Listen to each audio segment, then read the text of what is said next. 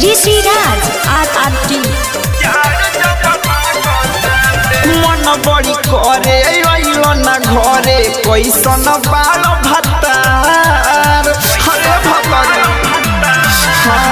मन बड़ी करे अइलो ना घरे कैसन बाल भत्तार ओढ़िले राजाई साच बताई तब हो जलत हठाड़ जो बनवा सारा पताटे जाड़ जबला कताटे हो जो बनवा सारा पताटे जाड़ जबला कताटे हरे राजा जी जाड़ जबला कताटे जो बनवा सारा पताटे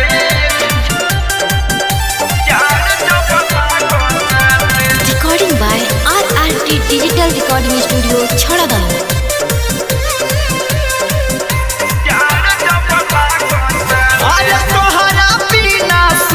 बलमुआ कैसे हम रहीले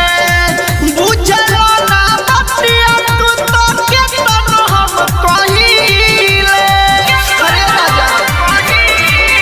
अरे तोहरा बिना सुन बलमुआ कैसे हम रहीले बुझलो ना बतिया तू तो केतन हम कहीले तोहे बनावत सजनवा सारा पताटे जाड़ जबला गताटे हाय जो बनवा सारा पताटे जाड़ जबला गताटे हर का बताई हो जो बनवा सारा पताटे म्यूजिक बाय प्रीतम राज।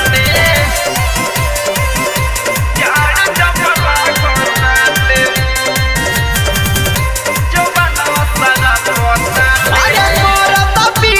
सुनई जाड़ा निक नाही लागेला कैसन बड़ा धीरज दीवाना दूरे दूरे भागेला हर काहे हो